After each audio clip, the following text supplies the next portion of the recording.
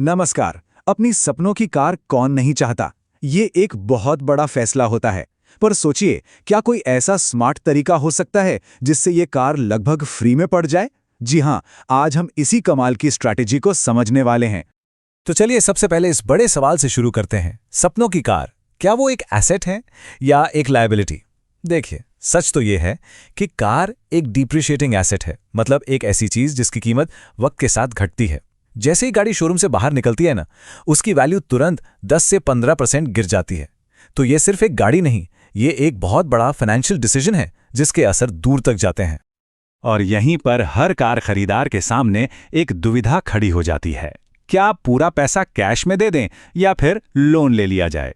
ये दो जाने पहचाने रास्ते हैं और चलिए दोनों को एक एक करके समझते हैं। ठीक है, तो पहला रास्ता है कैश देकर गाड़ी खरीदना, मतलब एक बार में पूरी पेमेंट।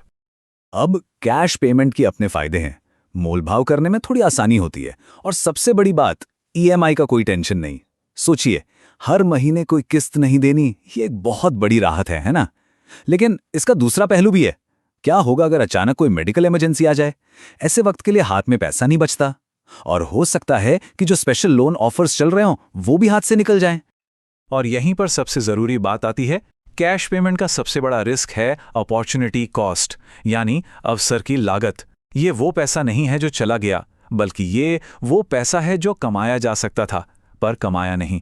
ये एक छुपी हुई लागत है जो असल में बहुत बड़ी हो सकती है। तो चलिए अब दूसरे रास्ते पर चलते हैं, यानी लोन, और देखते हैं कि एक टिपिकल कार लोन का असली फाइनेंशियल इम्पैक्ट क्या पड़ता है। चलिए एक उदाहरण लेते हैं। मान लीजिए कि सपनों की कार की कीमत है 20 लाख रुपए, एक बढ़िया सॉलिड अमाउंट। अब आमतौर पर इस पे 10% का डाउन पेमेंट तो करना ही पड़ता है। तो 2 लाख रुपए देने के बाद लोन अमाउंट बना 18 लाख रुपए का।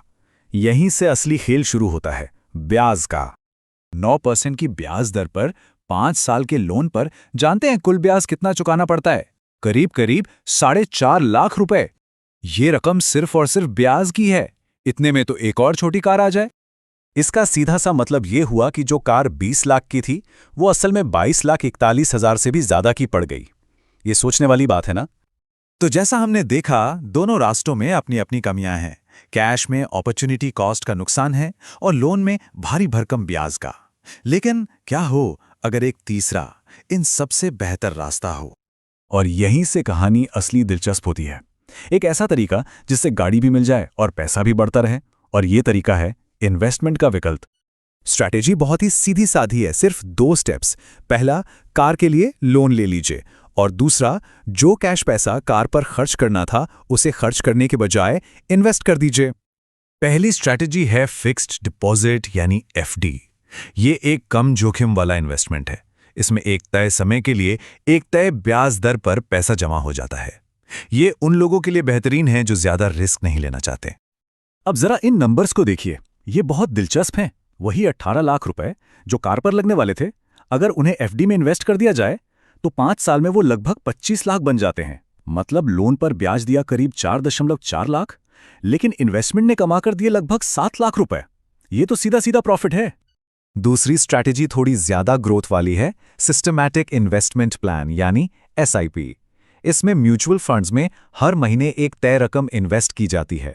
हाँ, इसमें मार्केट रिस्क होता है, लेकिन रिटर्न भी ज्यादा मिलने की संभावना होती है। ये उन लोगों के लिए है जो लंबे समय में अपने पैसे को तेजी से बढ़ते हुए देखना चाहते हैं। इस चार्ट पर नजर डालिए। ये दिखाता है कि कैसे 10 साल में हर महीने थोड़ा थोड़ा करके लगाया गया 12 लाख का कुल इन्वेस्टमेंट बढ़कर 23 लाख से भी ज्यादा की रकम बन सकता है। इसे ही कहते हैं पावर ऑफ कंपाउंडिंग। तो इन सबका फाइनल नतीजा क्या निकला? नतीजा ये कि सपनों की कार को असल में ब्याज मुक्त बनाया जा सकता है। चलिए आखिरी कंपैरिजन देखते हैं।